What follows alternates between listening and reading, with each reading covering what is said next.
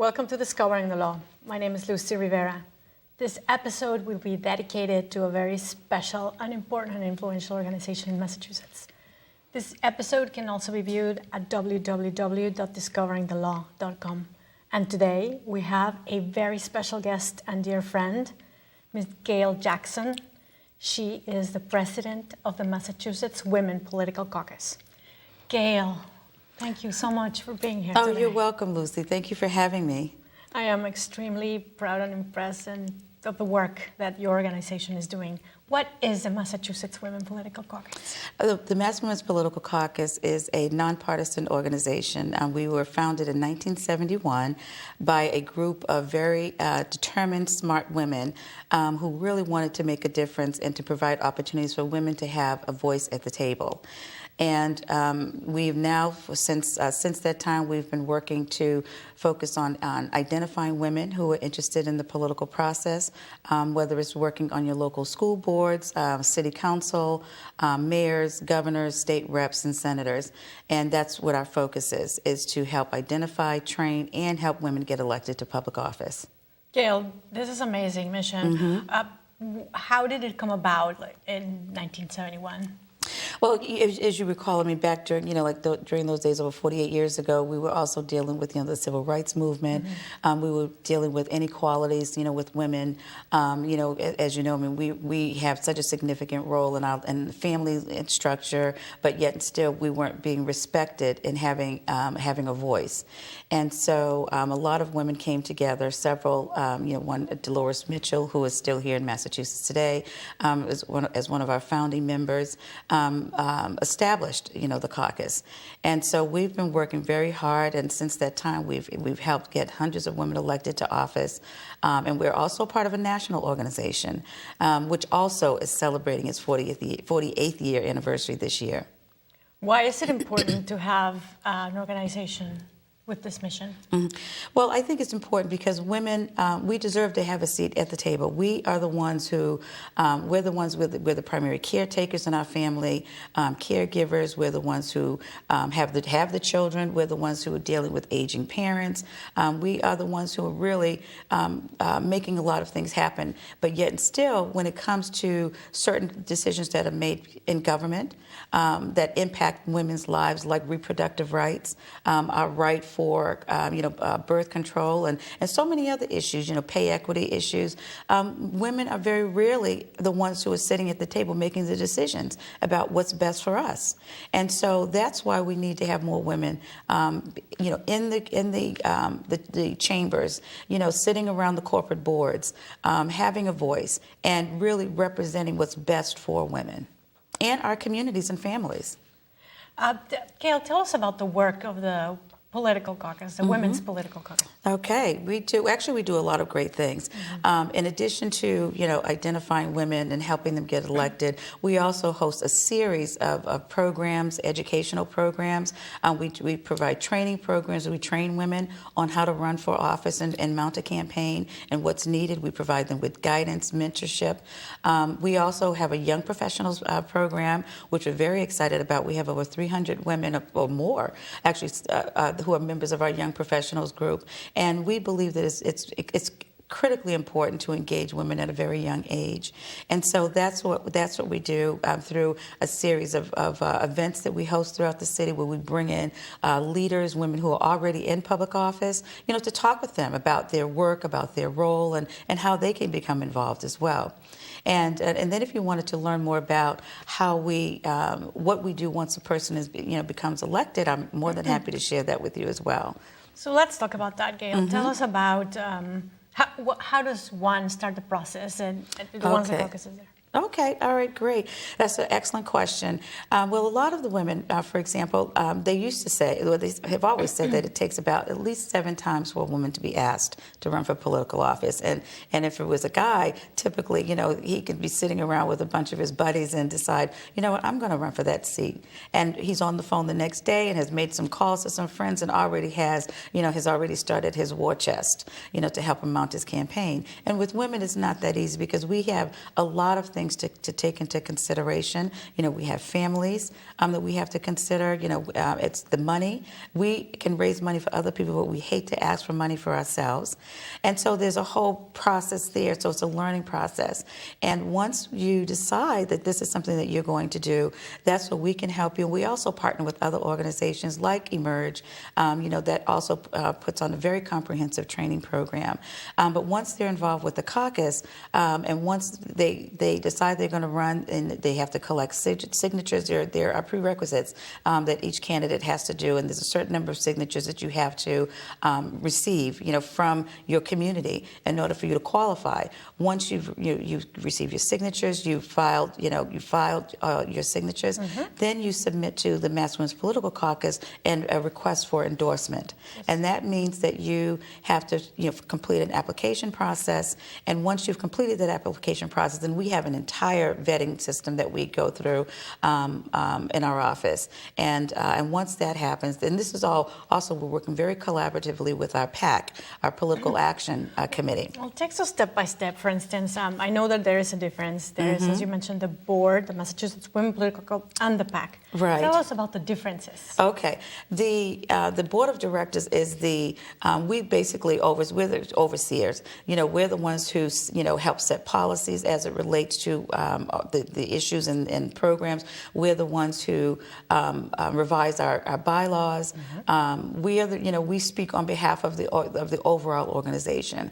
Our Political Action Committee, which is our PAC, they are the fundraising arm of the organization, and they host a series of fundraising events throughout the year that raises money so that once we do endorse candidates, we can help provide them with some sort of stipend and financial support.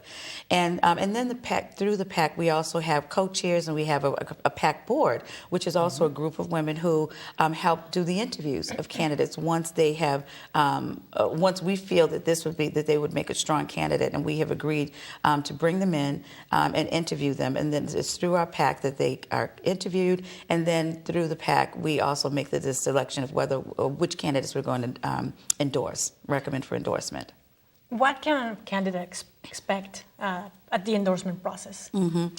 Well, once they're endorsed, basically what we do is we put we mount an entire campaign to support the candidate, and that starts with the press campaign. We announce them publicly, to the world, through press and through social media. We also will, depending on the level of race they're running, that determines what kind of financial support we'll provide them. And then we also have a very, very robust internship program with a group of very talented women who are college students majoring in political science or government or communications that attend colleges and universities throughout the region. And these students, through the Mass Women's Political Caucus office, we schedule the interns to go out and to support them, and whether it's going out and holding signs, helping them make phone calls and phone banking, on their behalf, and or whether it's on the door knocking and going around with the candidates, to meet their constituents. Today we are talking to Gail Jackson. She is the president of the Massachusetts Women's Political Caucus, a very influential and established organization in Massachusetts. Madam President, why don't you talk to us about your mission and about the facts about the Women's Political Caucus? Great. Okay, so we're very excited that 26% of women, in the Massachusetts legislature, these women have been endorsed by the Massachusetts Women's Political Caucus. Actually, of all of the legislature, 26% of the women, 26% of them are women. Of that 26%, MWPC has endorsed 92% of those women. That's okay. And that's which is pretty significant, and then of that, 85% of the legislative leadership positions held by the Massachusetts Women's Political Caucus endorsed candidates, and most of those positions are in leadership positions, meaning that they are in the state senate, the state representatives, and or whether it's our treasurer, our Maura Healey, our attorney general. Deborah Goldberg, our treasurer, and as I mentioned, or Suzanne Bump, our auditor. All of these are women that have been endorsed by the Massachusetts Women's Political Caucus. And then the number, though, that we're still working very, very hard to increase is the percentage of women of color. Of all of those, the percentages, only 2.5% are women of color. And for example, we have a handful of women as state representatives. We only have 2 women who, of state senators, and we're very excited about our 4 in the city of Boston, 4 city councilors. But we are making strides because there are women in city council seats in Chelsea and different parts of the state that we're very excited about. Mm-hmm. And Gail, how do you fund these women that approach you? Okay, well, basically, I'll just say the organization as a whole. So, for example, one of the things that the organization does, you mentioned, what's the difference between the two? We, the Mass Women's Political Caucus, also hosts 2 major fundraising events a year, and that's where the bulk of our money comes from, and that's through corporate supporters, and individual donors and contributors. And we host the Good Guys Awards, where we recognize men because we can't do it all by ourselves, even though we are here to support women.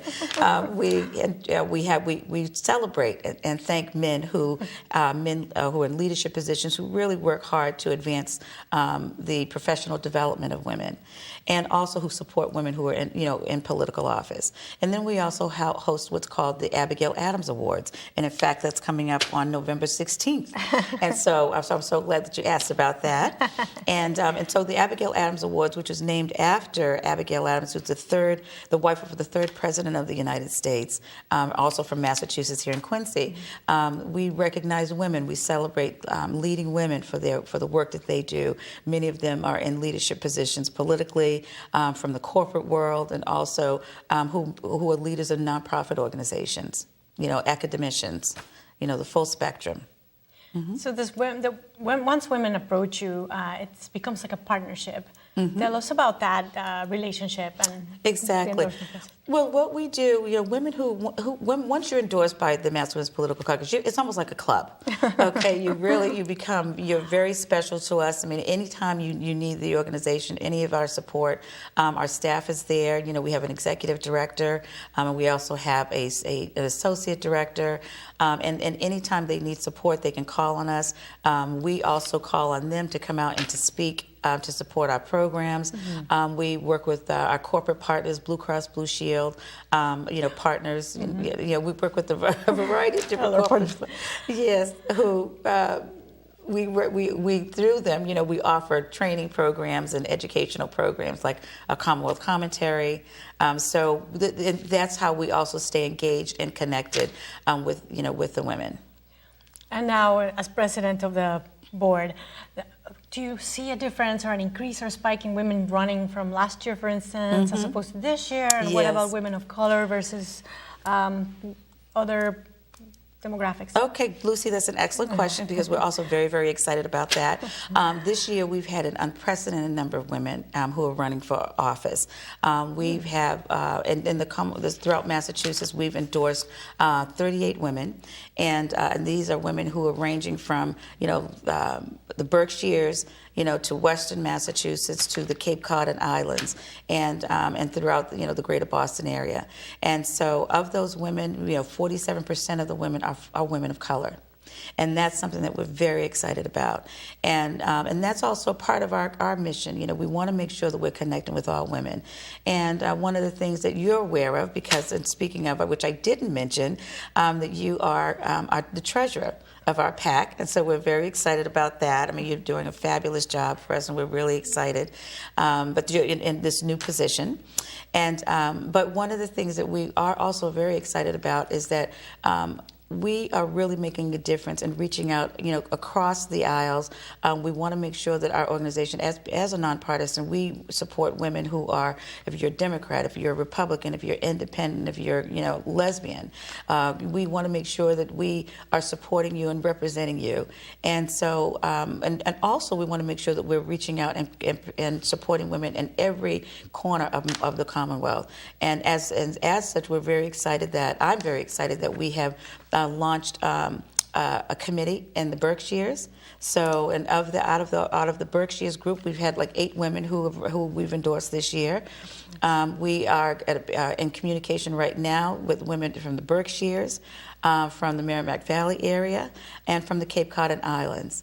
And so we want to make sure that women who want to run for office and who need support in helping them get there, that we have a presence there. Gail, this is a really far-reaching. How do we have the resource? How does the board have the resources to reach throughout the Commonwealth? Well, fortunately, several of our board members live in different parts of the region, across the state. And that's what we're trying to do. In fact, we're actually looking for a few good board members now to help balance that out a little more.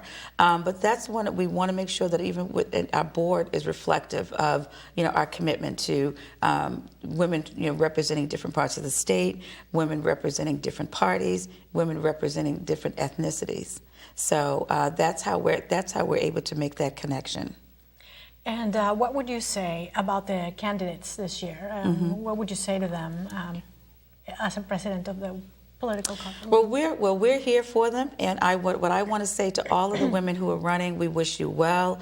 We're going to be there supporting you. They're hosting a series of different standouts and events that we've asked them to send their schedules in with, and what we do is we help promote them through social media, so that anyone in the public who wants to, who wants to get out there and to help on campaigns, we want to make sure that there's an opportunity to do that. And if people want to reach us and to connect with our organization, I would recommend that they go to our website, which has a listing of all of the activities and ways to become involved and to become a member. And we're always looking for new and energetic people from like I said, from across the state and from all walks of life. So it's a grassroots organization as well. Yes. And in terms of, a campaign needs a lot of resources, especially people who are going to knock on doors, people who are going to make calls. Does the Women Political Caucus support these activities? Right? Yes, we do. Yes, we do. In fact, in our conference room, our office is located at 89 South Street in downtown Boston, and not far from South Station. And in our conference room, we set up phone banking opportunities with our interns. So candidates who need that kind of support, they can call our office and schedule that kind of time. If they need a space where they can go and make calls, the office is available to them. And I suggest that people will go to our website at www.mwpc.org to learn more about how to get involved. And I'm very impressed that this organization was funded. Could you tell us a little bit more about when the beginnings in 1971 that you mentioned, when there were the civil rights issues and the founder that still lives in Massachusetts? You mentioned something like that to me, and I was wondering if you could expand on that really interesting time. Okay. Well, basically, I mean, I wasn't. I was around, but I wasn't involved with the caucus. You're during so young. Exactly, we both I wasn't around. Exactly, I wasn't around during that time. Actively involved with the caucus, I should say. But as you recall, that was during the time when we were dealing with a lot of desegregation issues. We were dealing with a lot, like I said, civil rights issues, fighting for rights for our families, for our independence. The women's suffrage was also a very active movement during that time. We were also dealing with segregation with Roe versus Wade. So there were just a lot of issues that are very important then and still important today. And so when the organization was founded, it was founded because we needed to make sure that we created opportunities for women to get involved and to be involved in public office so that we could help influence policy and legislation and decisions that are made, like I said, that impact our lives and the lives of our families and our communities. And how would we be able to maybe have more women participate civically in? There's a lot of ways that women can get involved, and I'm not saying that of course every woman is not going to run for public office, but there are a lot of ways that women can get involved. By getting involved, I mean, we all have a voice. And I think identifying something that you're passionate about, that you really care about, and I can tell you, since the November elections, there are women that are very angry, very upset, and unfortunately, we're in a situation now where you don't know what's coming out of Washington from one day to the next. So, Gail, how would you? Why is it important that we have a voice as women out there in any aspect of society? Well, I think because we have rights, and I think it's just important that women that we exercise our rights, and there were many women before us that fought for us to have these rights, and so that's why it's very important for us to get involved, to stay involved. Like I said, they don't have to run for office. They could actually work on campaigns. They could work behind the scenes. There's offices. There's a campaign manager. There's communications people. There's fundraisers. Everyone has a skill set that's valuable. And we just want women to feel that you can be involved. And some people feel that they can't. Politics is something that, oh my goodness, it's there's no way I could ever be involved. You don't necessarily have to be the candidate, or the person who is in the front lines. You can also be the person that helps elevate, that person and impact, the outcome, of a campaign in a race. And like I said, but it doesn't even have to be in politics. You can do it in your children's school. You can do it at your place of work.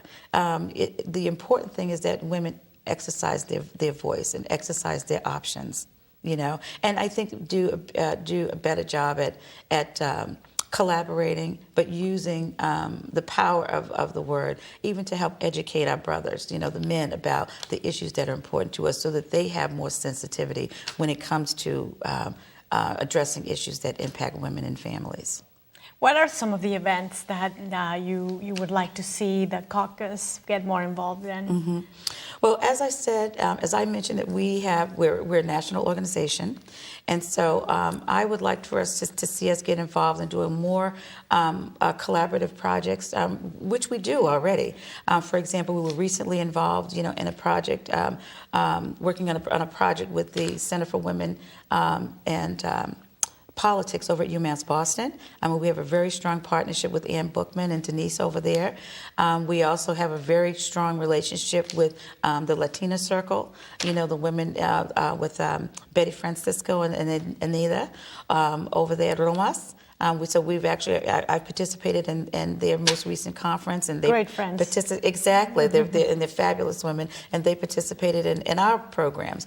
And so I think that we just have to continue to do more things like that. There's also the Women of Color Coalition, that's run by. There's very talented women, and so we want to make sure that we also continue to partner with them, as well as, like I said, organizations like Emerge, like the the women's suffrage, Yes. suffrage organization, and there's just so many, there's so many organizations, Mass Vote. So we want to make sure that we're connected, that we have opportunities to collaborate and to co-partner on programs, because a lot of us have similar missions, or we have our goals. Our goals are similar. And we want to make sure that we are working together as partners to, just continue to get the word out there and to continue to support women, and men in ways that we can and that are appropriate. Now, indirectly, this is only for support of women that want to get involved civically. Exactly. Not men who come over. That's right. And these are women, and also we also support women who want to get involved. They don't necessarily have to be involved on the like I said, on the front lines politically, but also women who want to have an interest in who cares about their communities and want to work in government. We also used to run a program where we would identify very talented women and make recommendations, to the governor and to the mayor, and send them information about women who we feel are very strong candidates for great jobs in city government, city and state government. So we fill a role, and we try to touch all areas and all levels to make sure that we're being impactful as much as possible. Gail, it's been a great pleasure and honor to have you over at the studio, Boston Neighborhood Network. Okay, thank you for having me. And for our viewers, this is the president of the Massachusetts Women Political Caucus, Gail Jackson. Yeah, and I should say, because if my husband's watching, it's Gail Jackson-Blount. Gail Jackson-Blount. Yeah, She loves her husband too. Yeah, we love yeah, men. that's one thing. Very important in this. I'm telling you, because he's also very supportive of the work that I do as well. That's right. Yeah, That's so. So thank you to all our viewers. Thank you for watching. This is Lucy Rivera, and this episode can be viewed at www.discoveringthelaw.com. Thank you.